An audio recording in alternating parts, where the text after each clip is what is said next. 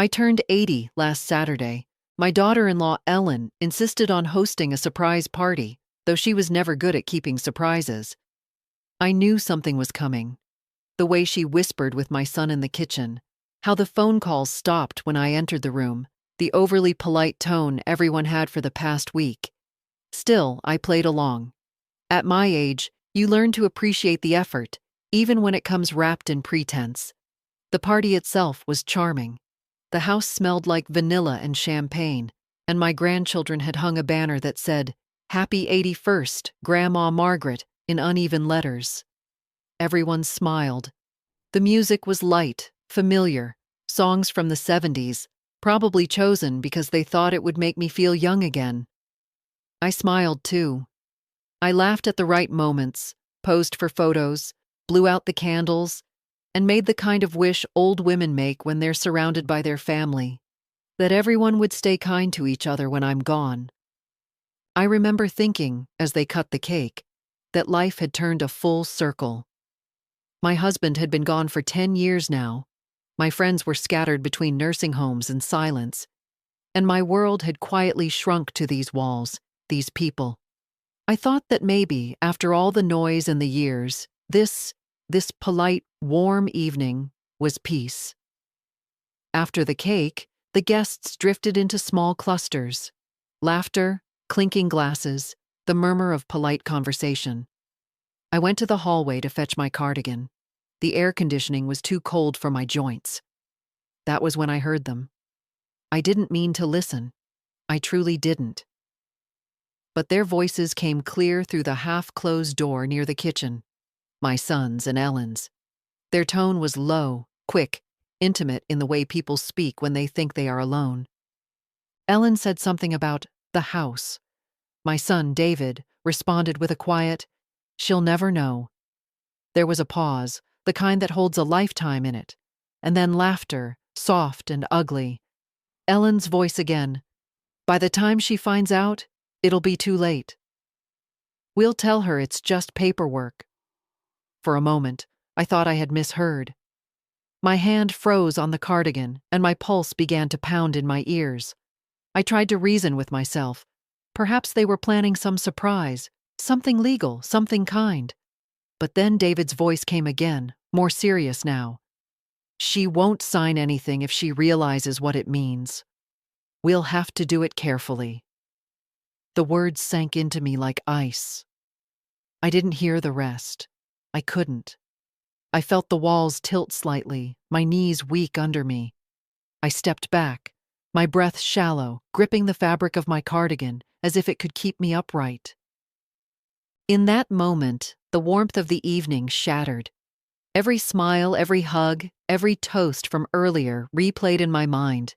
The way David had squeezed my shoulder, how Ellen had kissed my cheek, how they had looked at each other when I mentioned the house during dinner. I had taken it all for affection. Now I saw calculation. I went back to the living room. They were still laughing there, the family, the grandchildren fighting over frosting, the echo of normal life so loud it felt obscene. I sat down in my chair and smiled again, because that was what was expected of me. Inside, I was breaking. For the rest of the evening, I moved through motions like a ghost. I answered questions, laughed at jokes, posed for more pictures. I even thanked everyone for coming, my voice steady, my hands folded neatly in front of me. But in my chest, something had cracked open. Quiet, deliberate, irreversible. Later, when the last car left and the lights dimmed, I sat in my bedroom and tried to understand. 80 years of life, and I had thought I knew what betrayal felt like. I was wrong. It wasn't the sharp cinematic pain of heartbreak. It was a slow, suffocating heaviness, a realization that the people you loved most had built something behind your back, something meant to take from you what little still made you feel alive. I looked at the old photos on my dresser. David as a baby, his first steps, his first car, his wedding. Every memory now had a shadow behind it. Ellen smiling beside him at the altar, my husband in the front row. All of it blurred together, like a story I had believed but never really lived. I asked myself again and again, why? Why would they do this? Wasn't I already giving them everything? The house was supposed to be theirs one day, just not yet. I wanted to live out my last years here, surrounded by the echoes of my life. Was that too much to ask? By midnight, I couldn't cry anymore. The tears had burned out somewhere between disbelief and exhaustion. What remained was silence, and a growing awareness that I had been living in a carefully built illusion, one that others maintained for their own comfort. When I finally lay down, I stared at the ceiling and thought of my husband. He would have known what to do. He had always been the shield, the one who saw through people. Without him, I had let myself become small, compliant, trusting.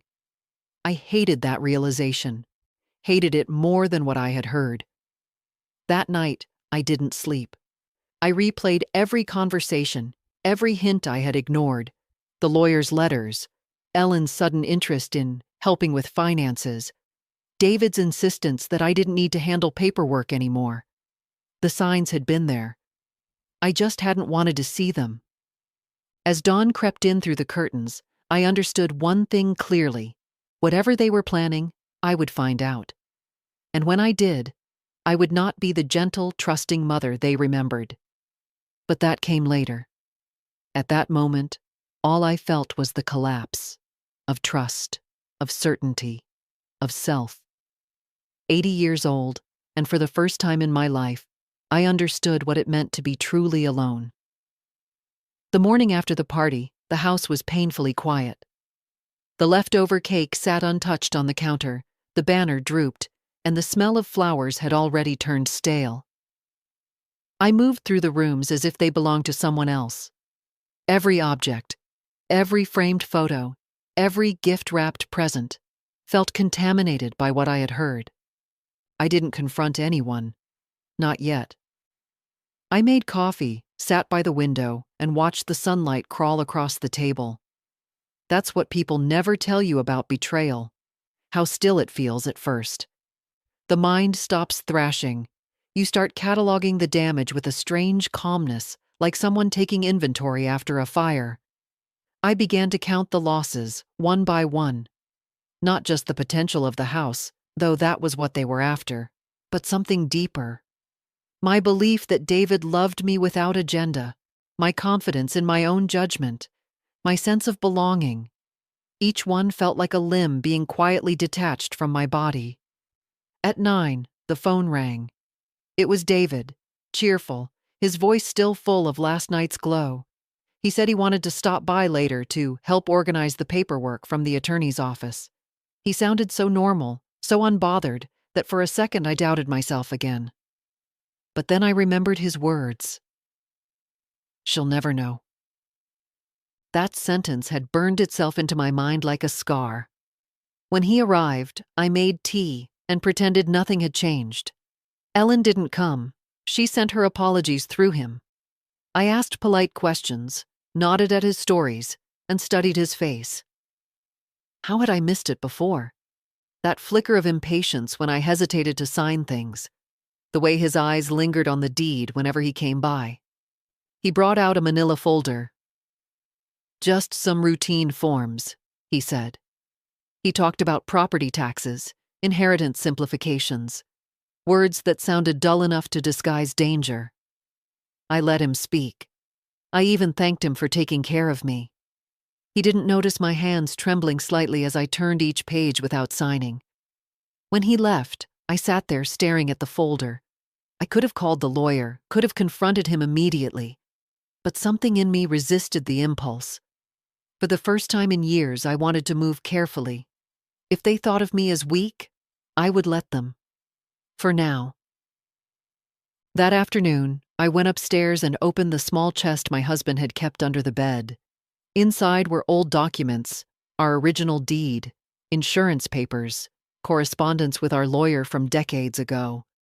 My husband had always believed in keeping a record of everything. His habit, once a mild annoyance, now felt like salvation. The next day, I called our old attorney, Mr. Lewis. He was retired now, living in Florida, but his assistant connected us. His voice was shaky with age, but when I explained what I'd found, it turned sharp and alert. He told me that a few months ago, someone from my family had requested a power of attorney transfer draft, claiming I wanted to simplify estate management. He hadn't proceeded without my signature, but he had assumed I was aware. I thanked him, pretending not to shake. That was when the last piece fell into place. They had been planning this for months. After the call, I sat in silence for a long time. My reflection in the window looked unfamiliar, not fragile, but distant. There's a moment when pain stops being pain and turns into precision. That was where I found myself now. I realized something essential. My son and his wife didn't deserve my grief anymore. They had already taken enough from me, my peace, my trust, my sense of family. I would not give them my sorrow, too. I thought of my husband again. He had always told me, kindness without boundaries is just surrender. I used to think he was too hard on people. Now I saw that he had simply been right. That evening, I called David. My voice was calm, almost indifferent. I told him I had gone through the documents but needed more time to think. He sounded irritated, though he tried to hide it. He reminded me that we just want to make sure everything is settled while you're healthy. I said I understood. I even thanked him again. When the call ended, I turned off my phone and sat in the dark for a while. The house creaked softly, the same familiar sound it had made for 50 years. It comforted me. Whatever they were plotting, these walls still belonged to me. In that darkness, I made a quiet promise to myself. I would not sign anything. I would not let them steal what my husband and I had built, and I would no longer beg for love that came with conditions. The next morning, I began cleaning. Really cleaning, as if purging the place of everything false. I filled bags with old clothes, charity boxes, gifts I didn't want to see again. Every sweep of the broom felt like an act of defiance. When Ellen called, I didn't answer. For the first time in years, I enjoyed the silence of my own decisions. In the afternoon, I sat with my journal. I wrote down everything I had overheard, every date, every document name, every small sign. Not because I planned to use it yet, but because I wanted a record. The truth, on paper, in my own hand. I ended the entry with one sentence. This is the day I stopped being their mother and started being myself. The relief I felt after writing it was strange, almost physical, as if the grief had been living inside my chest and suddenly found a door out. I made tea, sat by the window again, and watched the sunset spill gold over the garden. I realized I wasn't just angry at them. I was angry at myself, for being so eager to be loved, so grateful for scraps of attention that I'd ignored my own instincts. That anger was painful, but it was clean. It burned away the weakness. That night, I slept for the first time since the party. My dreams were quiet. I woke up knowing that the next time David or Ellen came through that door, they wouldn't find the same woman. It started quietly, almost politely, like all family wars do. 3 days passed before David came again. He brought Ellen this time. I saw their car pull up through the lace curtain, the neat silver SUV glinting under the afternoon sun. I didn't rush to open the door. Let them wait. When I finally did, I smiled the same mild smile that mothers are expected to wear, the one that hides everything. Ellen handed me a bouquet of lilies, their scent thick and artificial. She spoke too sweetly, asked how I was feeling, mentioned she had some things to go over. David stood behind her, holding that same manila folder again. They sat across from me in the living room, the same spot where I had nursed David when he was sick, the same couch where I'd once comforted Ellen after her miscarriage. It was strange how betrayal could occupy the same air where love had once lived. Ellen began talking about efficiency. She said I shouldn't have to worry about property taxes or repairs at my age. She said they could manage the house for me, make decisions, handle the accounts. I nodded, let her finish. David added that it was just a formality, His tone was casual, but there was steel underneath. When I didn't answer right away, he looked at Ellen, then at me, the faintest flicker of irritation breaking his practiced calm. I told them I appreciated their concern, but that I wasn't ready to sign anything yet. My voice was soft, even kind. That somehow seemed to unsettle them more than anger would have. Ellen's expression tightened. She glanced at David as if seeking permission. Then she said something about how responsibility gets harder with age, and that memory isn't what it used to be. It was wrapped in concern, but it landed like a slap. David intervened quickly, trying to smooth it over, but the words were already there between us. The first open wound. I looked straight at Ellen and said quietly that my memory was just fine. Silence followed. Only the clock ticked. They stayed for another half hour, pretending to discuss minor things, bank statements, grocery deliveries, my medications, as if the real purpose of their visit hadn't already been exposed. When they finally left, the air in the house felt heavier, thicker with unspoken tension. That night, I sat by the window again, the lilies on the table beside me, their smell now nauseating. I realized that this wasn't about misunderstanding or miscommunication. This was about conquest. They wanted control of my house, my finances, my autonomy. And they had convinced themselves it was justified, that they were only protecting me. I began noticing small things afterward. Ellen calling more often, her tone sugary but probing, asking if I had spoken to any lawyers recently, if I was keeping track of my mail. David stopped visiting alone. When he came, Ellen was always there. One afternoon, I caught Ellen in my study, pretending to look for a misplaced receipt. She didn't see me at first. Her hand was inside the desk drawer, where I kept old letters. When she noticed me standing there, she froze for a second, then smiled. Said she was just tidying up. I said nothing. I only watched her, long enough for her smile to falter. A week later, a letter came from a notary's office, an appointment for document review. I hadn't requested it. I called the number. The secretary said the meeting had been scheduled by my son on behalf of his mother. That night, I called David. My voice was calm. I asked him about it. He said it was just to streamline things.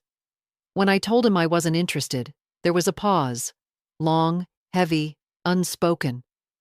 Then he said quietly, "Mom, you're making this harder than it needs to be." That was the first time he used that tone with me, the tone of a man who thought he was dealing with a problem, not a person. In the days that followed, I began to feel their presence everywhere.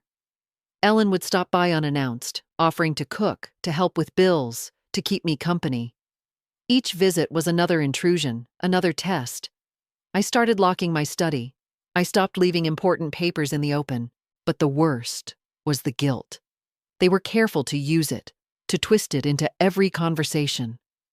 Ellen would say things like, "We only worry because we love you," or, "You raised such a responsible son, now let him take care of you." The subtext was always the same. If I refused, I was being ungrateful.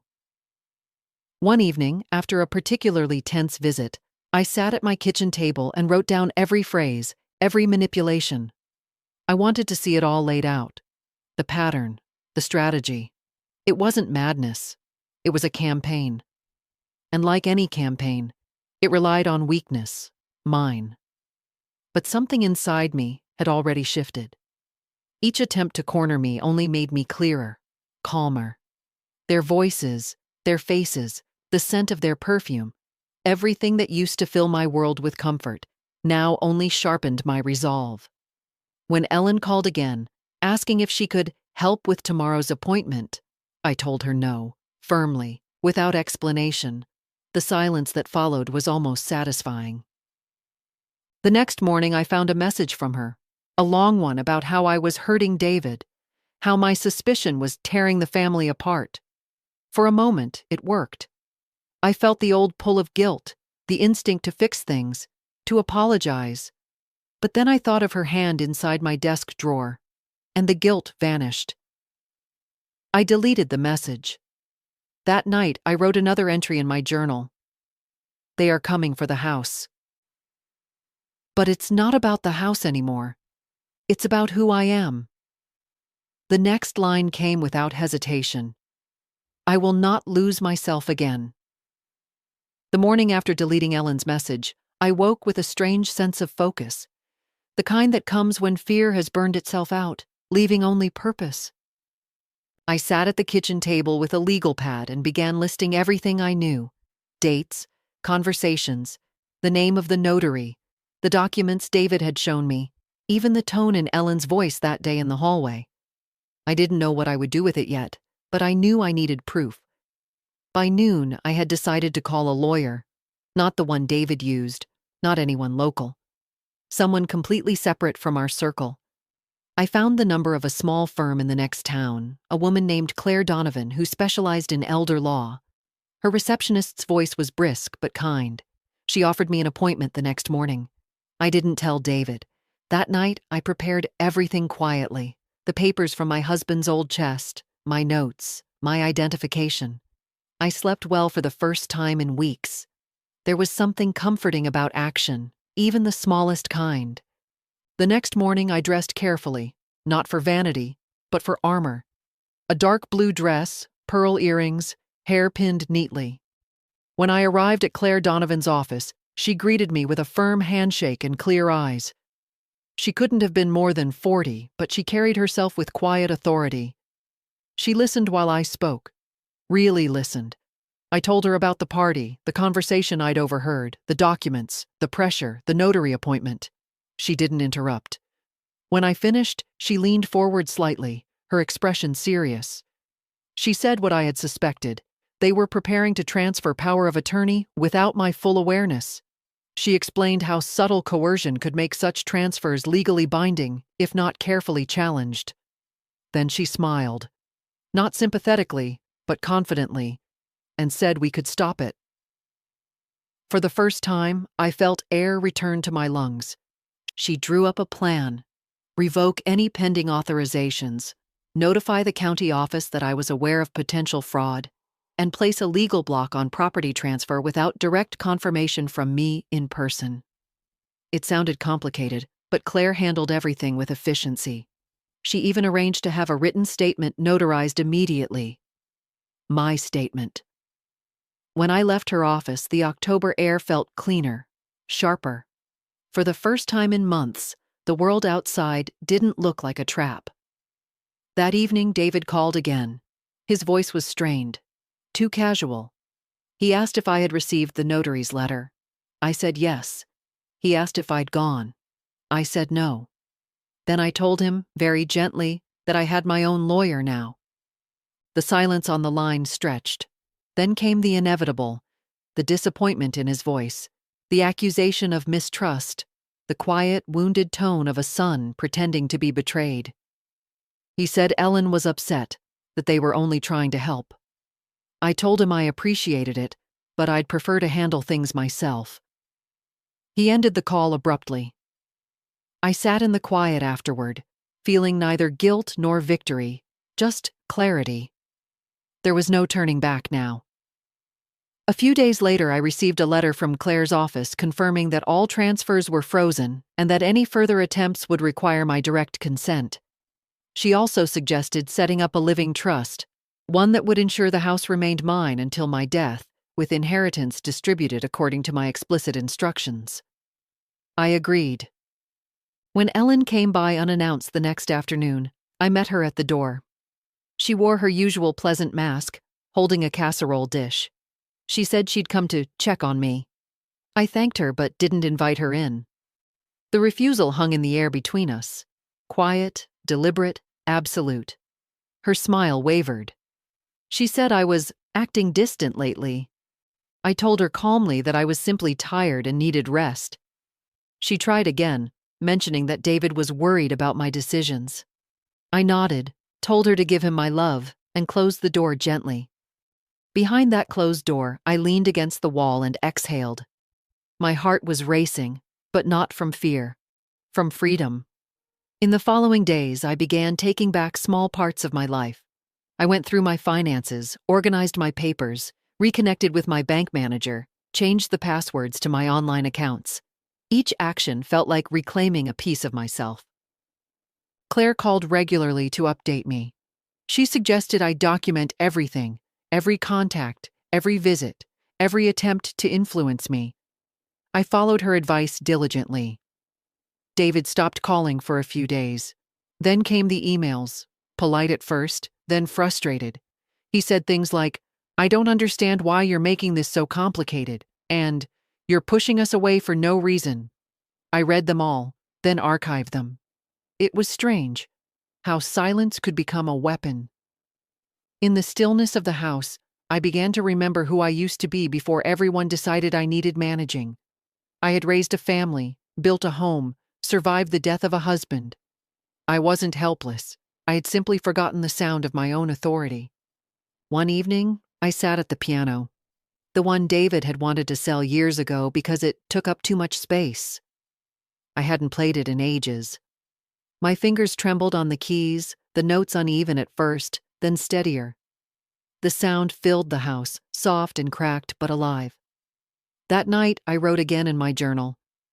They built a story where I was weak. Today, I rewrote it.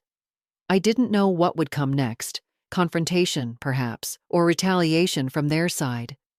But it no longer mattered. I had already won the first battle, the one inside myself. When I turned off the light and lay down, the house didn't feel haunted anymore. It felt mine, entirely, irrevocably mine. It took them a week to regroup. Silence is a weapon I had never known how to use, but now I did.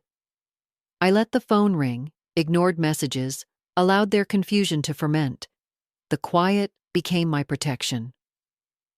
Then, one Sunday morning, David appeared at my door alone. I saw him through the glass, standing there with his hands in his pockets, looking older than I remembered. For a moment, my heart softened. The reflex of a mother never really dies.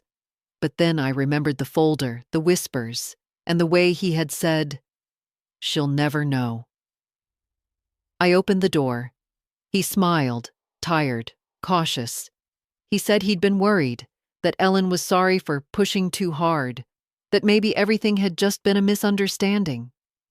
His words were careful, each one placed like a step on thin ice.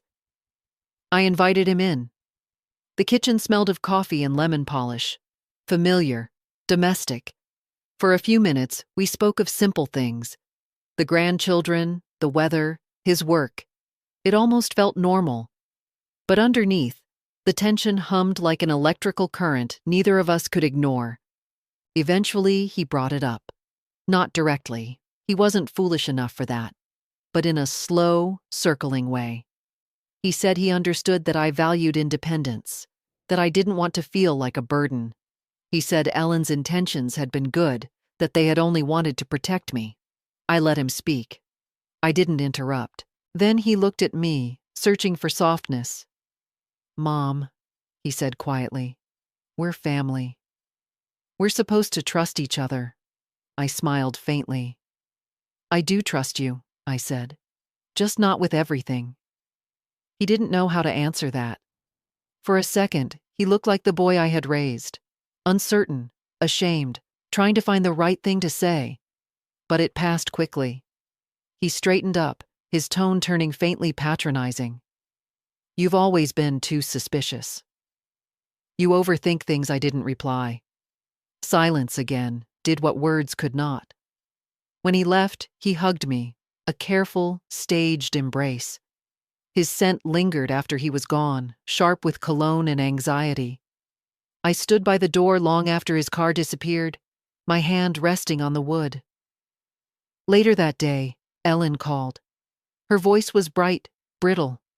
She said she missed me, that she wanted to have lunch, just the two of us. I hesitated, but then agreed. Not because I trusted her, but because I wanted to see how far they'd go. We met at a cafe downtown, a place where I used to take her after she married David. Back then, she'd looked at me with admiration, asking for recipes, advice, the kind of quiet mentorship only mothers-in-law and daughters-in-law can share when both believe in each other's good intentions. Now, her smile was too rehearsed. She ordered tea and started talking about the children, about how busy life had become, about how she wished we could go back to how things used to be. Her words were coated in nostalgia, as if memory could erase deceit. Then she leaned forward, lowering her voice. "I think you've misunderstood what we were trying to do," she said. "David just wants to make sure everything is organized. You know how worried he gets." I stirred my tea slowly, watching the swirl of sugar dissolve. "I'm sure he worries," I said evenly. She smiled. "You raised him to be careful. That's all this is. Just him trying to look out for you." Her tone was gentle, almost maternal. For a moment, it might have worked. Once, long ago. But not now. I asked her if she'd ever considered that maybe I wanted to look out for myself. The pause that followed told me everything. Her face didn't change much, but something flickered. Annoyance, maybe, or disbelief. She reached for her cup, her hand trembling slightly. "Of course," she said, the word brittle. "We just didn't think you'd want to deal with all that paperwork." I smiled. I found that dealing with paperwork keeps the mind sharp. That ended the conversation. She switched topics to the children again, her laughter a shade too loud, her eyes darting toward the window every few seconds. When we parted, she hugged me. Her perfume was thick, sweet, a scent that clung like guilt. That evening, I received another call, this time from David. He said Ellen had come home upset, that she thought I was being cold and unforgiving. He asked what had happened. I told him nothing at all, that we'd had a lovely time. Then I wished him good night and hung up. After that, the messages stopped for several days. I knew they were recalculating, adjusting the script. Manipulators never stop. They only change tactics. By the end of the week, a new approach arrived. A package, photographs, letters, mementos from my late husband's belongings that David had stored years ago. A note inside read, "Thought you'd like these. We love you." It almost broke me. The handwriting, David's, looked so much like his father's that for a second, I felt my throat close. The trick was clever. They were trying to soften me through sentiment, to remind me of the woman who once gave unconditionally. I placed the photos on the table, one by one. My husband in the garden, David at 10, Ellen smiling beside him. The past stared back at me, heavy with the illusion of unity. But then I noticed something. One of the letters, my husband's, had been opened and resealed. I could see the faint line of glue along the flap.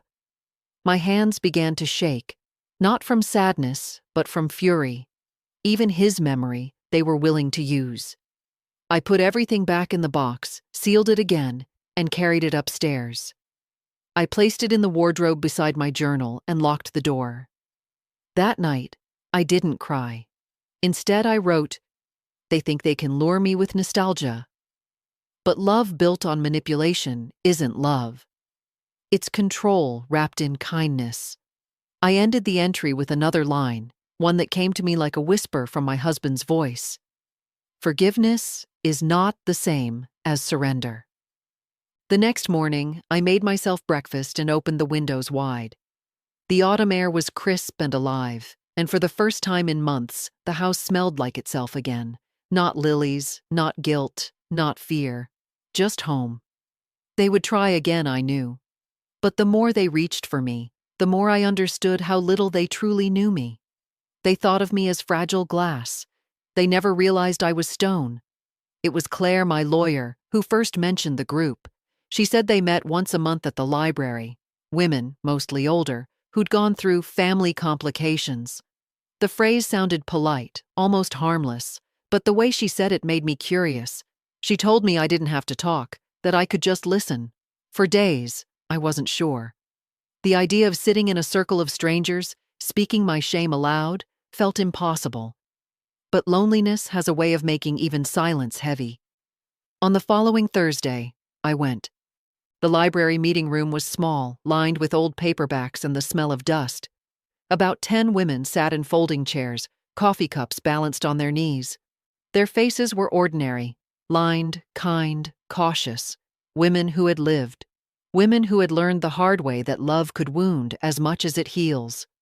The woman leading the group, Nancy, had silver hair and steady eyes. She welcomed me without questions, simply motioning for me to take a seat. For the first half hour, I listened.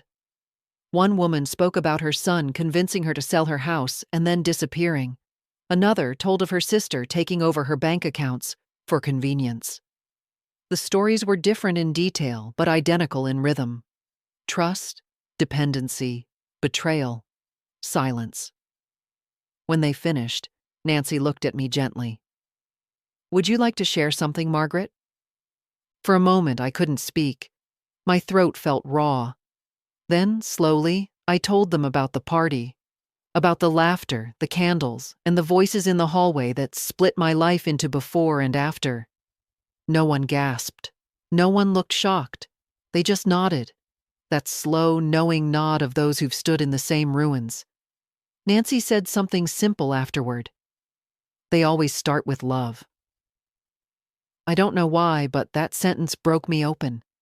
I didn't cry loudly, just sat there, tears sliding quietly down my face, as if my body had been waiting for permission. After the meeting, a few women came up to me. One of them, Carol, pressed a small card into my hand, her number written in neat, looping script. She said, "Call anytime. Even if it's just for tea." I went home lighter. Not happier, not free, but lighter, as if I had finally set something down. That night, I slept without dreams.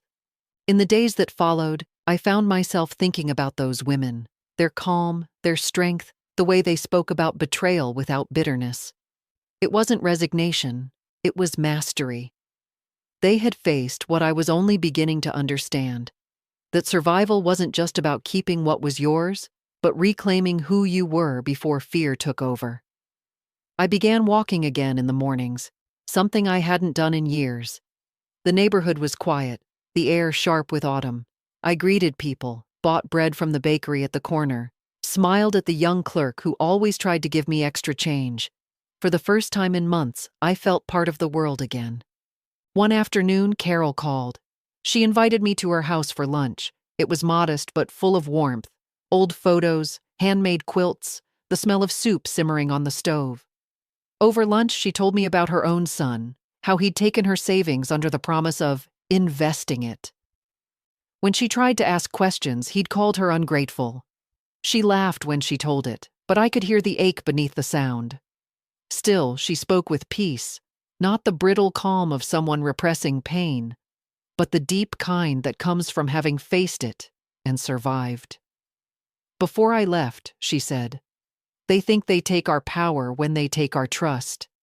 But they forget. Trust can grow back stronger." Those words stayed with me.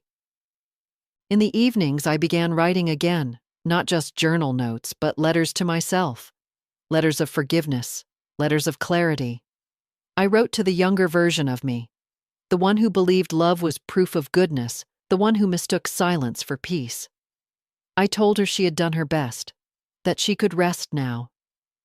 Some days, I burned those letters in the fireplace, watching the paper curl and darken. It felt like a kind of cleansing. I visited the group again the next month. The faces were familiar now, their presence like quiet witnesses to each other's strength. Nancy spoke about boundaries, how love without them becomes debt. We all nodded. When it was my turn to share, I said something I hadn't planned. They wanted my house, but it wasn't about the house. It was about erasing me. I think I let people erase me for years because I thought that was love. No one said anything. They didn't need to. The understanding in their eyes was enough. When the meeting ended, Nancy walked me to the door. She said softly, "Rebuilding isn't about starting over. It's about starting honest." That night, I didn't write anything. I just sat in the quiet and listened to the sound of the house, The creak of the floorboards, the distant hum of the refrigerator, the whisper of wind through the trees outside.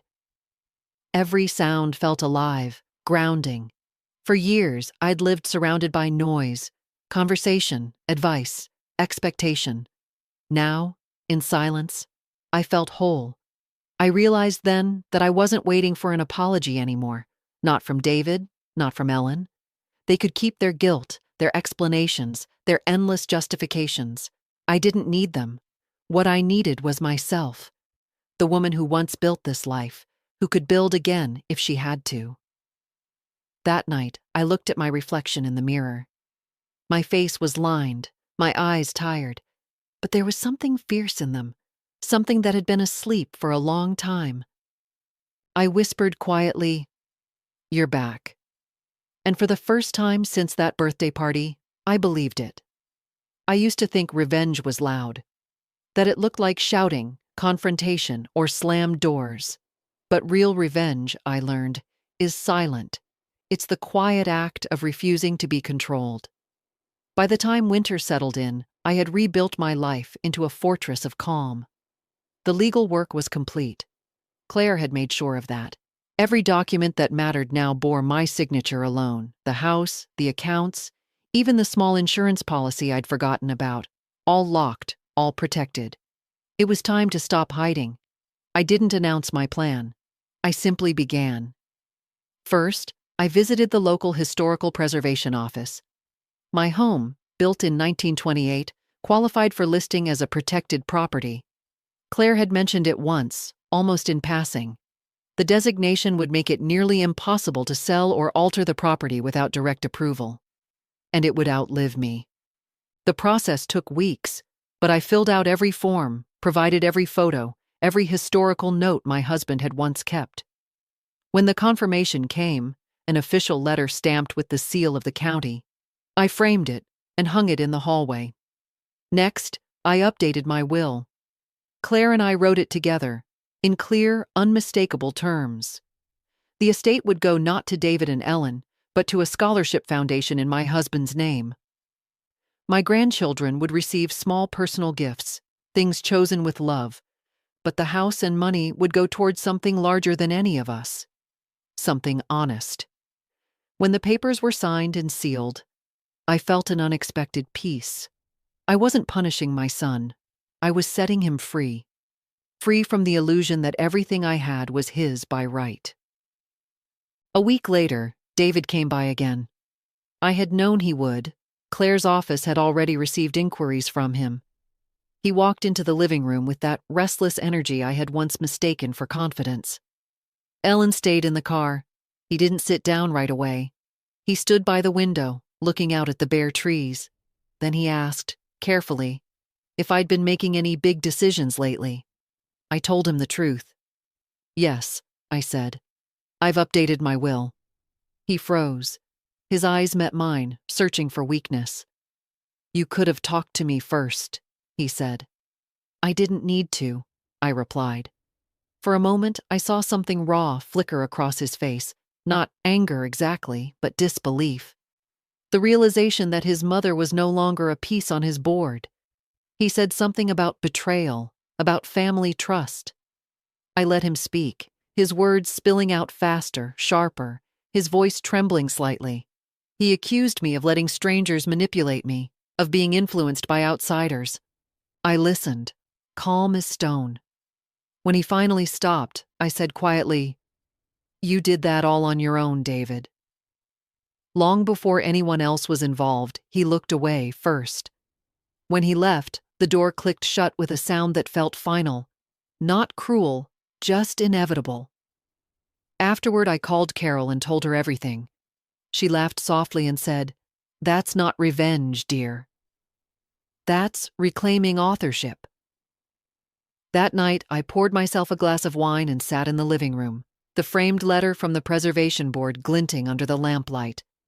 For the first time in years, I felt the weight of the house not as a burden, but as armor. Solid, enduring, mine. The next few weeks were quiet. Too quiet. I knew Ellen wouldn't let it rest. She never did. It began with little things, neighbors mentioning that Ellen had stopped by asking about me, pretending concern.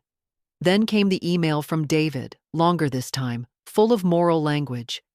You've let bitterness poison you. You're tearing this family apart. I didn't answer.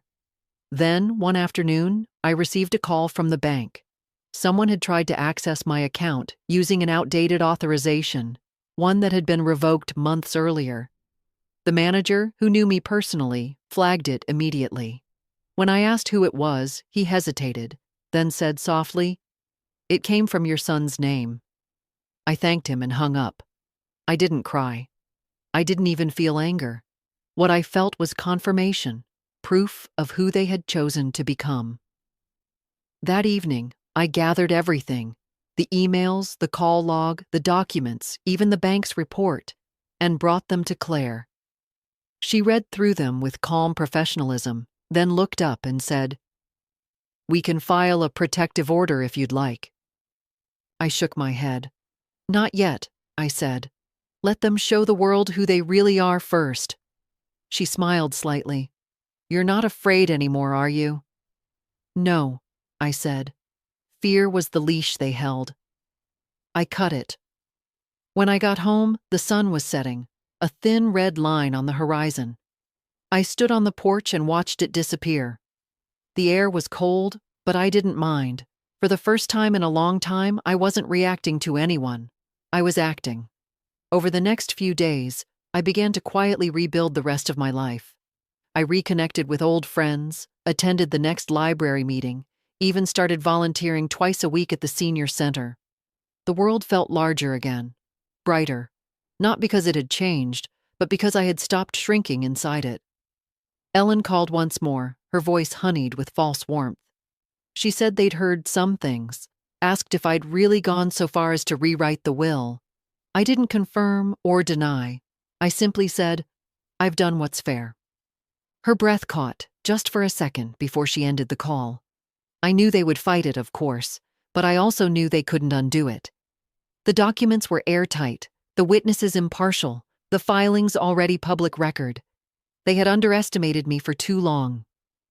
When I sat at my piano that night, the music came easier. Low, steady, full. It wasn't joy I felt, or triumph. It was clarity. I had spent my life being a mother, a wife, a caretaker. Now I was something simpler, purer. Myself. And that, I realized, was the real victory. It didn't take long for their final strike to come. Desperation has its own scent. I could feel it long before the phone rang. It was early February when I received a letter from a law firm in the city. The name on the envelope was unfamiliar, but the wording was predictable. A request for clarification regarding recent changes to your estate plan.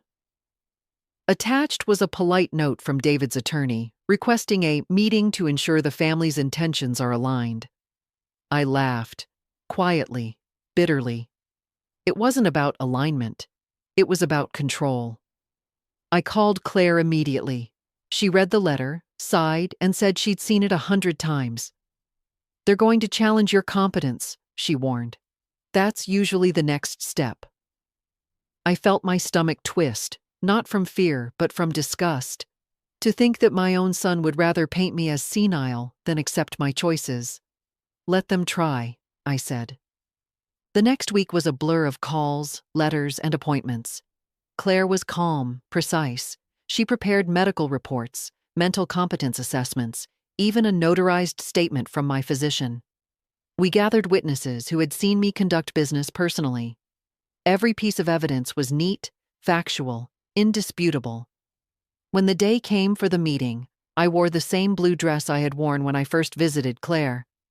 I wanted to look exactly like what I was, composed, alert, alive. The meeting was held in Claire's office. David arrived with Ellen and their lawyer, a young man with too much confidence and not enough wisdom. They greeted me politely, though Ellen's smile barely hid her hostility. David looked tired, not from guilt, but from stubbornness. Their lawyer began with pleasantries, then shifted into his argument. Concerns about potential undue influence, recent cognitive decline, evidence of erratic decision-making. He said it all smoothly, as if rehearsed. I let him finish.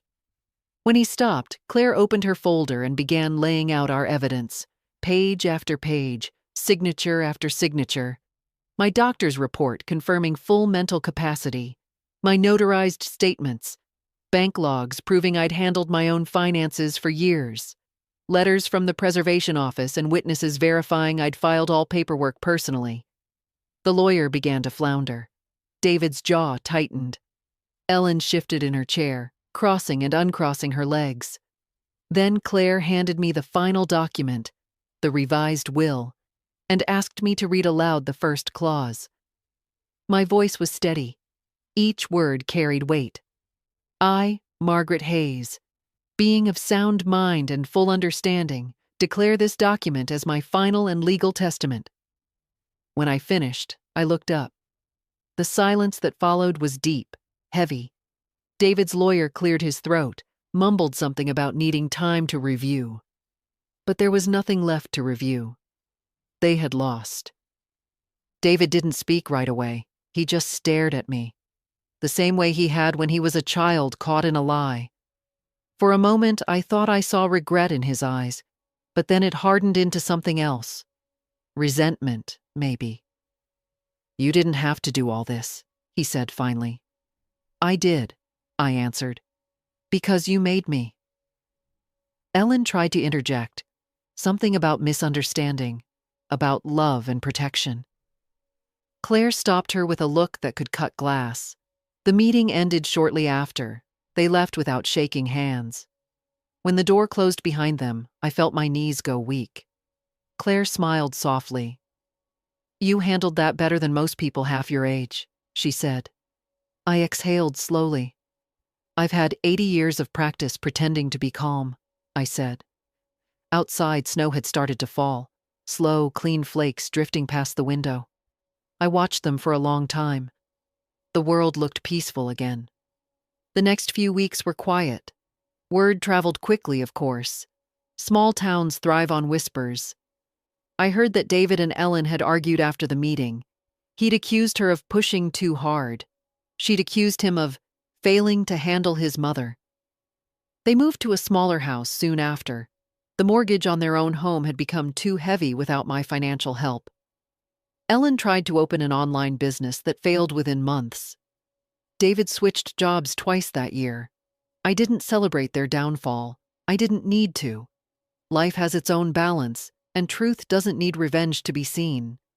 Still, I allowed myself one small act of closure. I mailed them a letter, short, handwritten, nothing cruel. It simply said, I wish you peace, but not at the cost of my own. I never heard back. Months passed. The house, now officially recognized as historic property, began to draw local attention. The Preservation Board asked if I'd be willing to host a small event for the town, a tour, a tea gathering, something light. I agreed. That spring, people filled the rooms again. Laughter, conversation, warmth. But this time, the air felt different. There were no hidden agendas, no whispers in the hallway. Only life. Simple, honest, shared. At one point, as I stood near the window, Carol approached and said, You did it, you know. You built a wall without bricks, I smiled. No, I said. I just stopped opening the wrong doors. That evening, after everyone left, I walked through the house slowly. The floors creaked under my feet, familiar and loyal. In the kitchen, I found a small crumb of cake left on the counter, a remnant of the afternoon. I laughed softly to myself. It felt almost symbolic.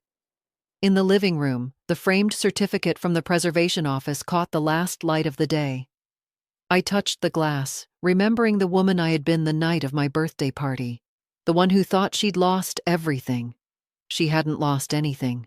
She had been reborn. Spring turned to summer, and the house began to breathe again.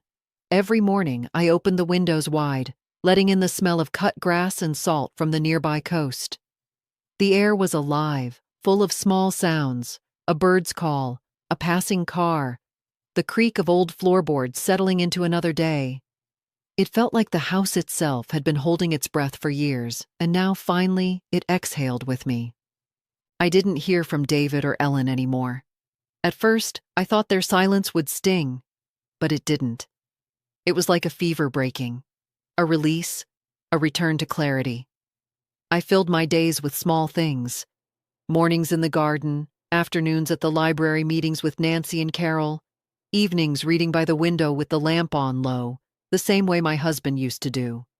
I began volunteering twice a week at the senior center, helping others navigate the same kind of paperwork traps I'd survived.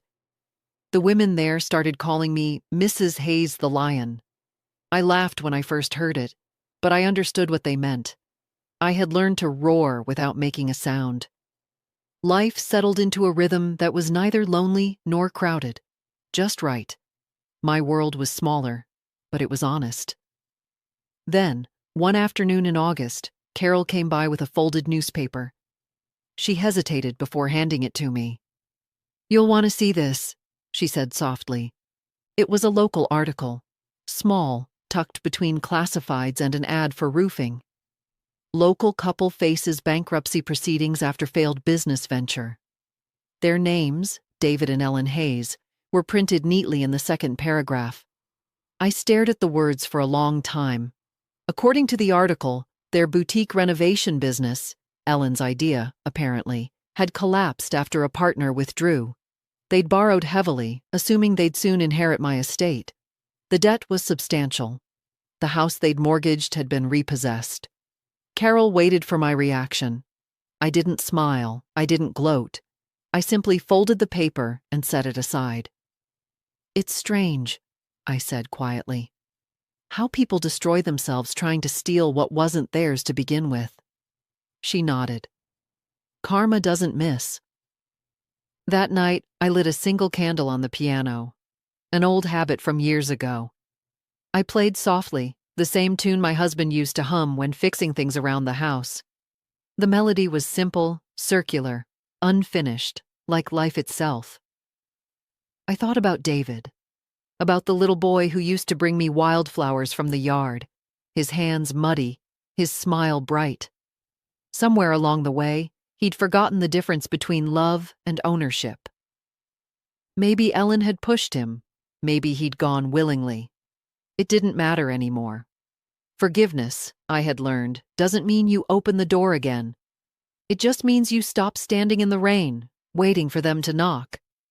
In September, I received a letter, handwritten, no return address. The script was shaky, uncertain. It was from David. He wrote that he was sorry, that he'd been confused, pressured, not himself. That Ellen had left him 2 months ago. She'd taken what was left of their savings and disappeared. He said he didn't expect forgiveness, only that he wanted me to know he missed me. I read the letter twice. Then I folded it neatly and placed it in the drawer with my other letters. Not to keep the pain, but to keep the truth. I didn't write back. Some things are better left to silence. In October, I hosted another gathering at the house. Smaller this time, just a few neighbors, Carol, and some of the women from the group. The rooms glowed with soft lamplight, the air filled with the scent of apple pie and laughter. Someone asked if I ever got lonely, living alone in such a big house. I smiled. "Not anymore," I said. "The house and I have each other." Later that night, when everyone left, I walked through the empty rooms again, not as a habit, but as gratitude. The walls no longer whispered of fear or betrayal. They hummed with quiet life. Upstairs, I stopped by the window of my bedroom. The moonlight spilled over the yard, pale and gentle. I thought of all that had happened in the last year: the party, the lies, the unraveling, the rebuilding. It felt like another lifetime. I whispered softly, "You made it, Margaret." And for the first time, I believed it completely. The following week, I received a formal envelope from Claire, a copy of the final registration of my will and trust. Everything was done, ironclad, unbreakable. I placed it in the safe and closed the door. Life, I realized, wasn't about keeping what you had. It was about knowing when to defend it and when to let it go. I had done both. That winter, news reached me through Carol that Ellen had been seen in another state, working under a different name, her reputation tarnished, her finances gone. I felt nothing. She had built her world on deception, and it had collapsed exactly as such worlds do. Quietly, inevitably. David wrote once more around Christmas. The letter was shorter this time. He said he'd found a small apartment and started volunteering at a local shelter. He didn't ask for help, didn't mention money, just wished me peace. I didn't answer that one either, but I prayed for him that night, not out of love or obligation, but out of understanding. Some lessons come only after everything else has been stripped away. As the year ended, I lit the fireplace and sat in my chair with a cup of tea. Outside, snow drifted softly, silent and endless. The clock ticked steadily, marking a new year. 81. I wasn't young. I wasn't the same woman I'd been when this began. I was something better, tempered, clear, quietly unbreakable. Before going to bed, I opened my journal to the first page, the one where I had written months ago, "This is the day I stopped being their mother and started being myself." I smiled, added one last line beneath it, and today, I became whole. I closed the book, turned off the light, and let the house fall into its familiar, peaceful silence. Not the silence of loneliness, but of victory. Outside, the wind whispered through the trees. Inside, I slept, deeply, fearlessly, knowing that nothing and no one could ever take from me again what I had finally reclaimed, myself.